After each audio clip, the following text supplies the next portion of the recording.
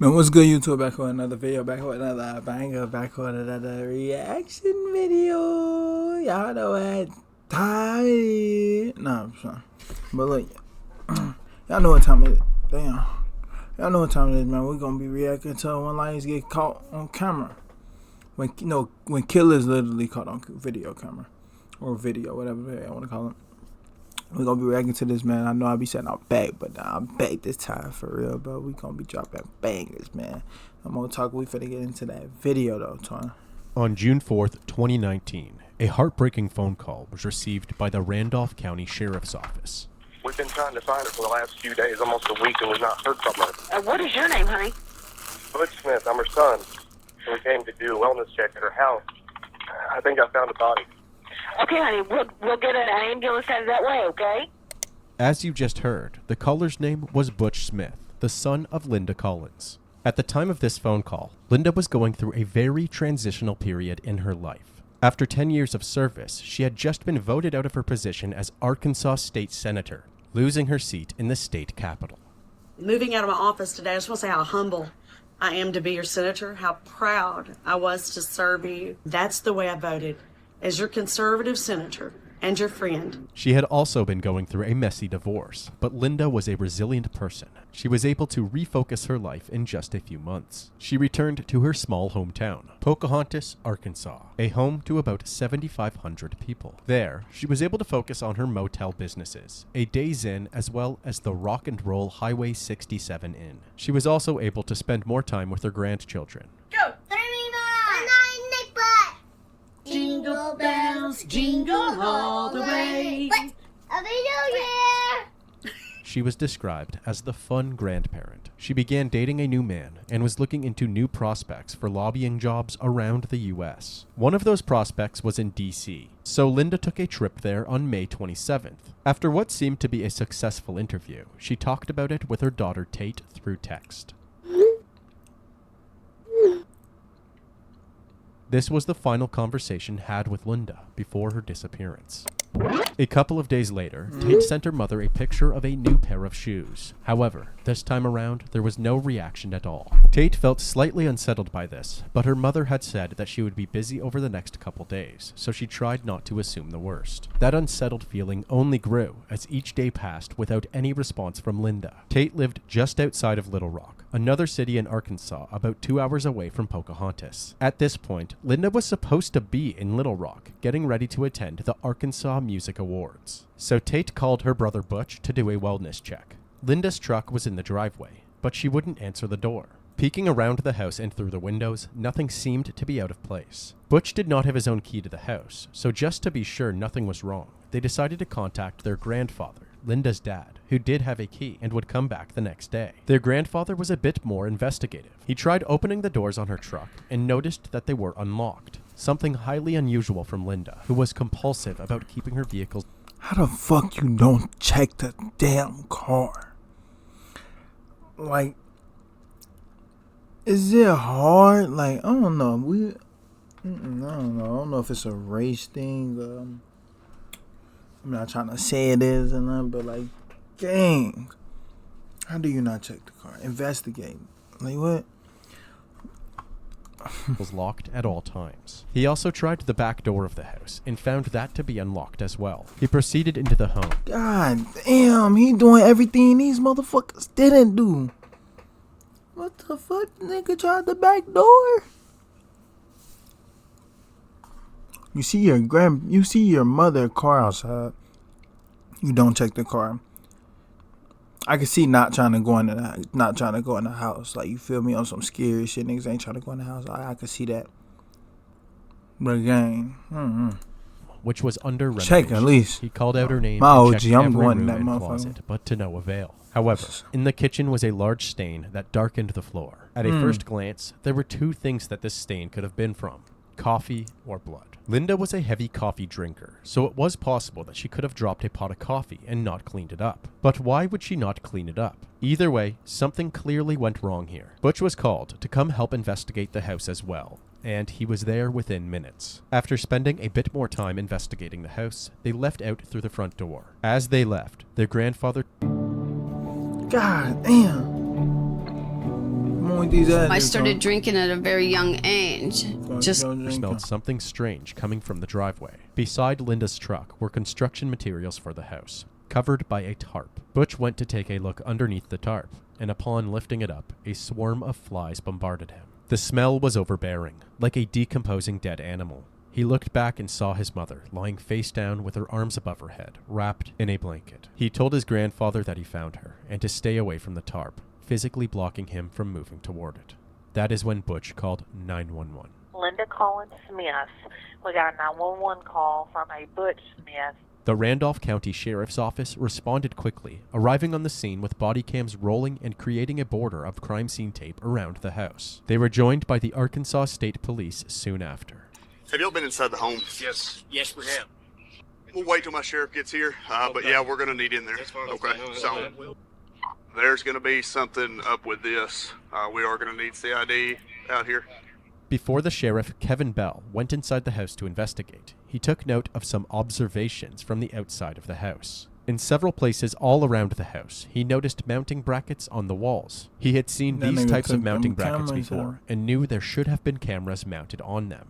However, it seemed like somebody had removed them. Also, on the walkway leading up to the house, there was part of what appeared to be a plastic hair beret broken off on the ground. Moving into the house, the most jarring piece of evidence was, of course, the large stain on the rough wood subflooring. With a trained eye now looking at it, it was obvious to the sheriff that this was not a coffee stain. Once the Arkansas Mobile Crime Lab arrived on the scene, they were able to take a look at Linda's body and determine that the cause of death was in fact multiple stab wounds. On the kitchen counter next to the stain was a Clorox spray bottle with a smudge of blood on the nozzle, pointing to a cleanup attempt. Other than that, there weren't many clues to help investigators build a timeline of the crime. All they knew was that there was no signs of a forced entry, meaning Linda may have known the person who killed her. They also knew that she was stabbed to death in her kitchen. Her body was wrapped in a blanket to minimize the mess, and then she was dragged out of her house and put under the tarp. The next best thing that investigators could do was build a timeline of the days leading up to Linda's death. They decided to speak to Linda's inner circle of family and friends. Speaking with Butch and Tape, they learned about her job interview in D.C. and her disappearance thereafter. They also spoke to one of her closest friends, Tim Loggins, who was a state corrections officer for 28 years, and his wife, Rebecca O'Donnell, or Becky for short.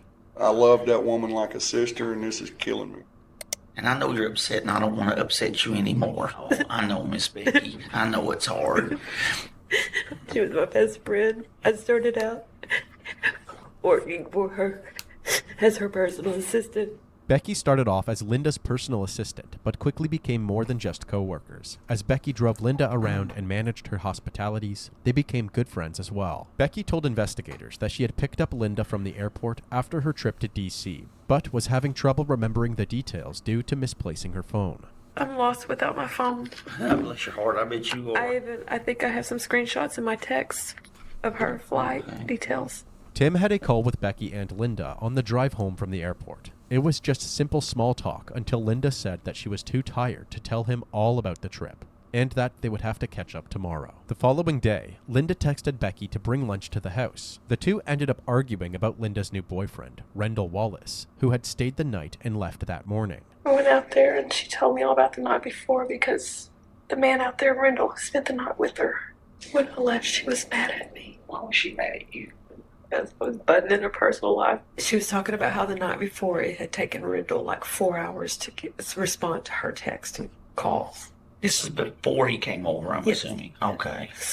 And she was kind of upset about it, and I told her she had no right to be upset. She needed to slow down and take it easy and get to know him. Yeah, well, that would make her mad. I would say, well, maybe Linda right does now. not like. Well, she's a senator. She's telling people what to do, not being told what She to do. really is. She really is. You know, she was wondering if he had been with somebody else, and that's why he wasn't responding. And I just told her she was going over the top. You needed to stop. Later on, Becky ended up calling Linda with the hopes of making amends, but the two only ended up arguing yet again.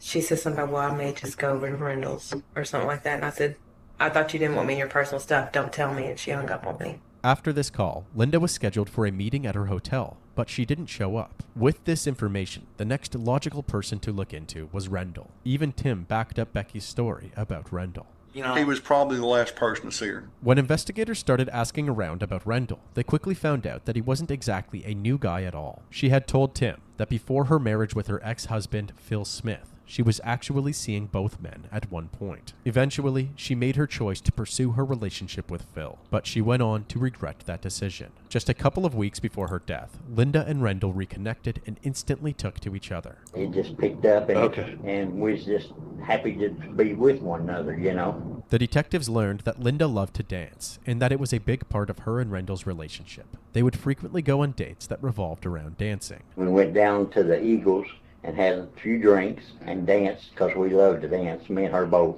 So we hooked up and we went down there and danced and wound up spending the night in Jonesboro at a motel. Okay. To exemplify her love for dancing even more, it turns out that she had gone to Arizona as well during her DC trip, purely to meet with her cousins. It was to celebrate her birthday, and the video that you are currently seeing sums up that excursion. During that trip, she had messaged Rendell to come meet her. So I told her I didn't have the money. Yeah. And so she said, well, I'll be in Monday. She said, I want to see you. When Linda had finally arrived home and settled in, she messaged Rendell to see if he wanted to come over for the night. She said, what are you doing? I said, nothing. I'm laying here on the couch watching TV. And she said, why don't you come over? I said, I'd love to. And we hugged and kissed, and she let me out the door and locked the door behind me. Okay. I went out the patio door. Hold on just a minute. Okay.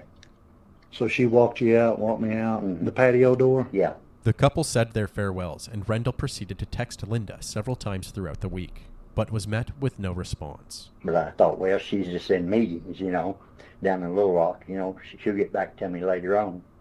And then I never heard anything from her since. The detectives were getting mixed stories from Becky and Rendell. Becky said that after their argument, Linda went on to spend more time with Rendell. Rendell said that the last he saw of Linda was kissing her goodbye at the doorstep before her argument with Becky. Was Becky lying about the contents of her phone call with Linda, where she said that she was going to stay with Rendell? Or was Rendell lying about the last time that he saw Linda? Or was it possible that Linda had lied about where she was going and actually stayed at home, then was met with a horrific act of violence by some random intruder?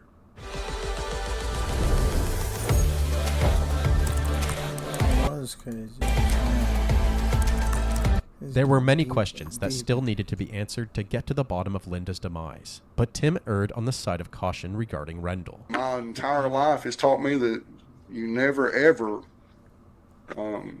think you know what's going on, and no one is above anything. Rendell's house was up in the hills, in the middle of nowhere with no cell service. So if Linda had gone up there after her and Becky's argument, it would make sense that nobody could get a hold of her. But Rendell wasn't the only man in Linda's life whose name kept popping up. When the EMTs had first talked about Butch to his grandfather, they had mentioned that Linda was recently divorced to a man named Phil Smith, and that information was then passed on to the police. Well, he said that her and Phil just recently divorced. Okay.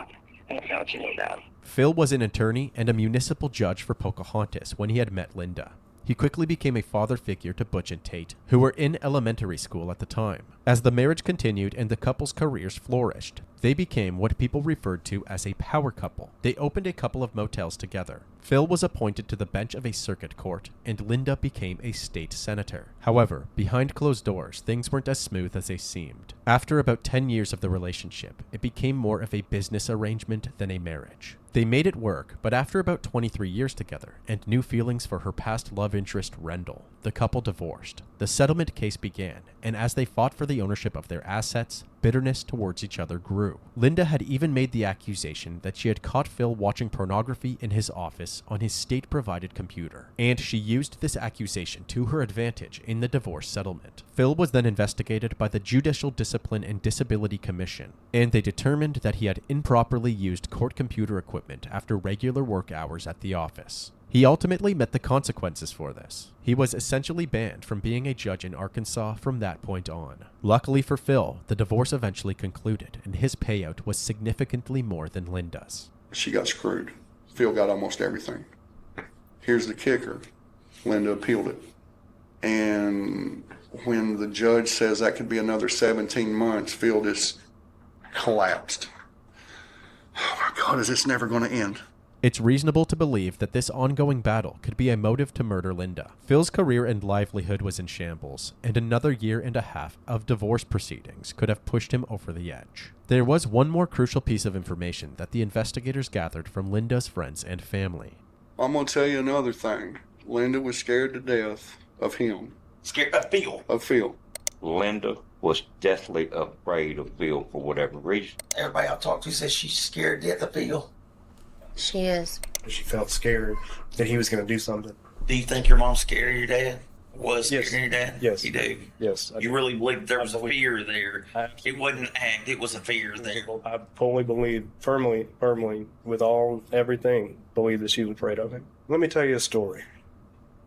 Now, my mom was sick for several years, and it was kind of, everybody knew that she was sick, and then nobody could figure out what in the world was wrong with her. In the early 2000s, Linda had gone from her usual energetic, on top of the world self to lethargic and bedridden a majority of the time. She went to a doctor's and got her blood work done, and it revealed that she had an alarming amount of mercury in her body. There were a number of theories about where this mercury could have come from. If her body wasn't processing mercury properly, it could have come from eating fish, but Linda rarely ate fish. It also could have come from her fillings, but the sheer amount of mercury in her bloodstream made that unlikely as well. The doctor said it was almost as if she had drunk a thermometer. With no clear explanation as to what had caused this, Linda was convinced that Phil had poisoned her. She thinks Phil tried to kill her.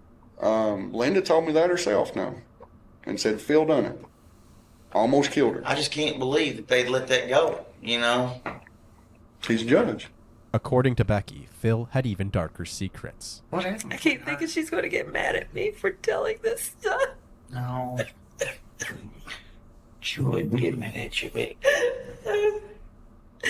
Phil used to hit her. Phil used to hit her.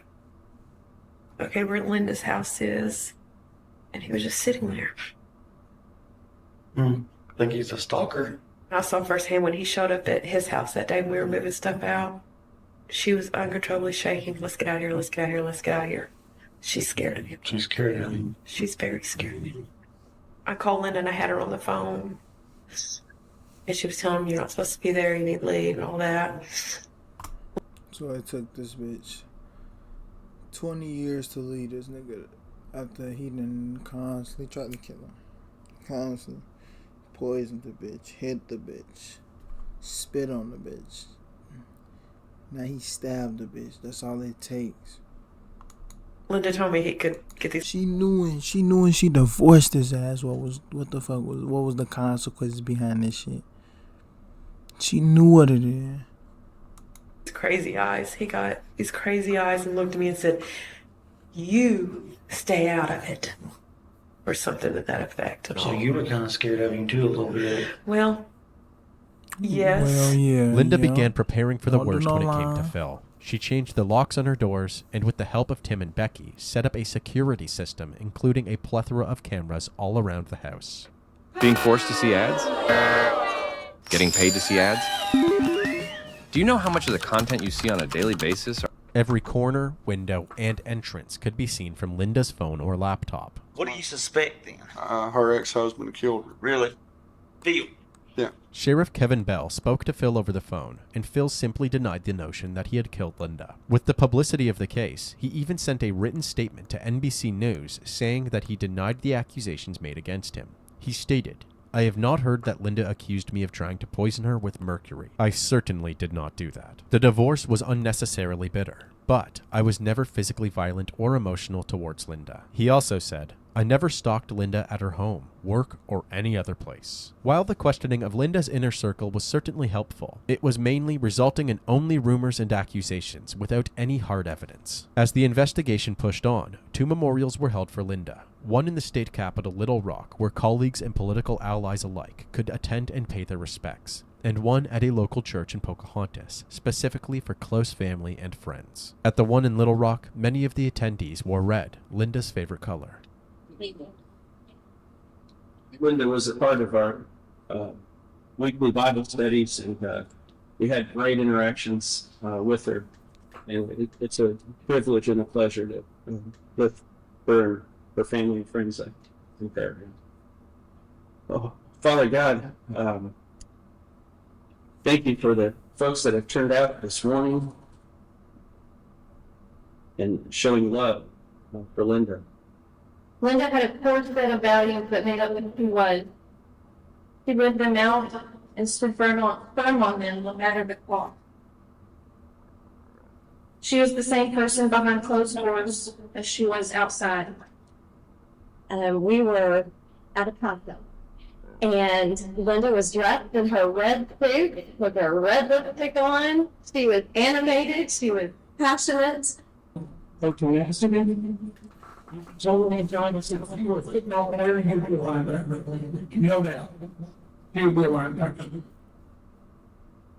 Now I will read a statement prepared by the family and answer a couple of questions the best that I can. The family statement. We want to thank everyone for the outpouring of love and prayers during this very difficult time. We ask for your understanding in being unable to speak about the ongoing investigation involving Linda Pond.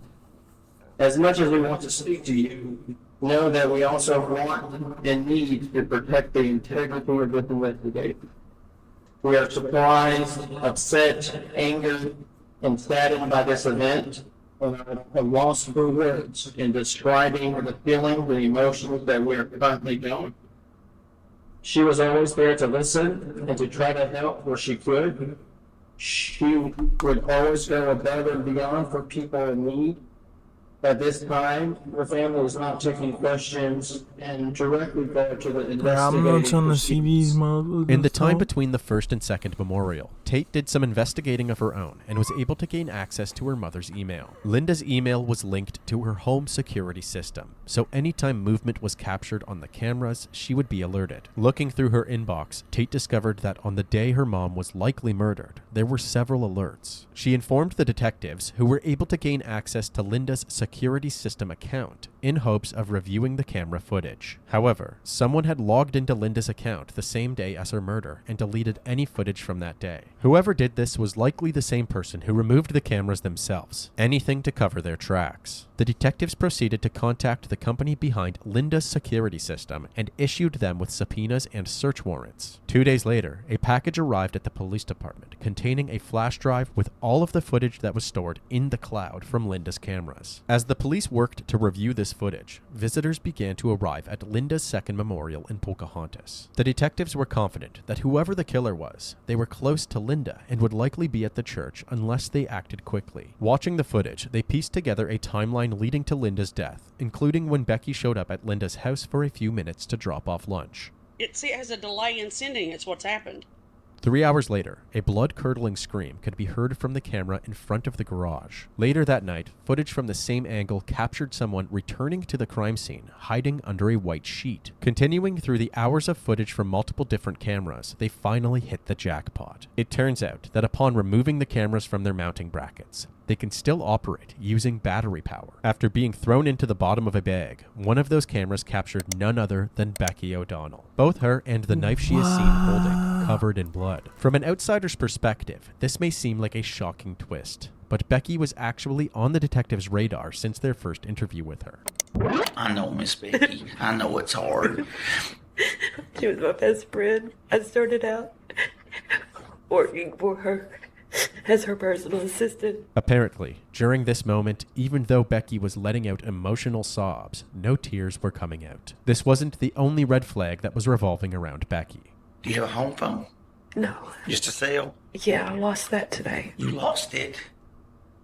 Today? Becky had allowed the investigators to look at her phone records to help build a proper timeline. Her records indicated that she had actually used her phone throughout the time that she said that she had lost it. There were also discrepancies between her statements and Tim's. Tim said that since Linda's disappearance, Becky had been going over to the house nearly every day. Becky's been going by her house about every day, knocking on the door and, calling her and texting her and, hey, answer, we're getting worried. Meanwhile, Becky somehow couldn't recall which day she had been back to the house. What day was that you went back to her house? I don't know. It seemed as if she didn't want the investigators to know that she was going back to the crime scene frequently. As the investigators learned more about Becky, they found out that this wasn't the only time that Becky had been caught up in somebody's murder plot. In 2007, she had faced accusations of plotting to have her now ex-husband murdered. One of the couple's friends had alerted him that she was offering $50,000 to have somebody kill him, but Becky explained to the police that she was intoxicated and wasn't actually serious about it. It was her word against theirs, so she was never charged for anything. The investigators later expressed their suspicions to Butch and Tate. You know, I talked to Tim and Becky, and I gotta tell you something, Butch. There's things that ain't adding up there either. I felt like for a while there was something fishy between the two of them. I'd never heard of these people until divorce time, and all of a sudden they were all up there in their business and helping move furniture and do stuff, and I'd never met these people before. None of these strange inconsistencies, nor her past actions, could explain what Becky's motive might have been for killing Linda. The detectives kept probing Butch and Tate, and they learned that in the weeks leading up to Linda's disappearance, they had noticed money coming out of their grandpa's bank account. My grandpa just recently started seeing money coming out of his account that he didn't authorize. My mom wouldn't just take from my grandpa. That's not something that she's ever done. According to Becky, Linda trusted her so much she would allow her to manage any financial business, including signing her name on checks. A lot of times Linda would have me sign checks or something, or go get her cash or something. But she was on her account where you could sign her check. No, she would just have me sign her name. Oh, you were signing her name? Yeah, she would. Oh, Becky, that was not a smart thing to do. According to the detectives, however, Becky had been stealing from Linda for many months, from not only her father, but also from her motel business. They believed that because Linda was traveling so much, she hadn't noticed any suspicious activity in her finances. But once she came home from DC and Tate informed her of the checks, Linda confronted Becky, leading to a fatal argument. The investigators needed to move swiftly if they wanted to intercept Becky before she arrived at the memorial. As they approached closer and closer to the church, the lead state investigator finally gave them the green light. The police pulled them over and arrested Becky right outside the memorial service. Damn. She was then brought down to the police station for questioning. I bet you can sit right here. I'm going to lay it all out there for you, okay? She's cooked. You're under the arrest for the murder, Linda. You understand that? We got you. We got you. We got video of you. Damn. You didn't erase them all. We got you. Becky requested a lawyer immediately, so the questioning didn't last long. Tim showed support for Becky while she was in jail by calling her consistently. I love you. I love you. I believe in you. You got a lot of people. I know that, honey. Baby, they're that good. They're that powerful. The stuff they have made up on me right now. If I was on the outside looking in, I would say, oh, wow. Okay? After months of negotiation, the prosecutors offered to drop the death penalty if Becky pled guilty. Before accepting this offer, Becky's attorneys reached out to Tim and made him sign a non-disclosure agreement. Becky wanted Tim to hear the truth before pleading guilty. Tim was informed that Becky had in fact killed Linda. Tim was devastated, but he was even more devastated when the news broke about Becky confiding in her cellmates, conducting a murder-for-hire plot to kill Phil and his new wife. Her fellow inmates were reportedly due to be released from prison soon, and for payment she told them that there was gold and silver in Smith's home that was theirs if they agreed to do the job. Instead, they had brought the authorities proof in the form of a fake note that Becky had written to give them to plant on the scene after Phil had been murdered. O'Donnell tried to get several of her fellow inmates to murder Linda Collins' ex-husband, Phil Smith. That never panned out because those inmates went to investigators, and as they talked, investigators learned that O'Donnell admitted to appearing on camera, bloody knife in hand. But she claimed that knife was for a chicken, and that investigators doctored the video. Becky ended up accepting the plea deal, confessing to the murder-for-hire plot, as well as the intentional murder of Linda Collins. Ma'am, do you have anything to say to the family? 50 years in prison. That's the sentence for Rebecca O'Donnell. Here she is, silent, as she leaves the Randolph County Courthouse where it was handed down. O'Donnell pleaded guilty to killing former state senator Linda Collins, who was found dead outside her Pocahontas home last summer. She admitted that she intentionally killed Linda Collins Smith. She also stated that she concealed her body after she killed her. Defense attorney Lee Short says his client appeared solemn in the courtroom. She was sentenced to 40 years for first-degree murder and 3 years for abuse of a corpse. She also pleaded no contest to 2 murder solicitation charges in Jackson County, facing a 7-year sentence for each. Those 7 years ran concurrent to each other, but consecutive to the 43. So we've got a total of 50 years that she pled to today. Rebecca O'Donnell, aka Becky, was convicted in August of 2020 and was sentenced to 50 years behind bars. God damn. It ain't worth it, man. Close that back door. Can't get snake out. Not for real though, bro.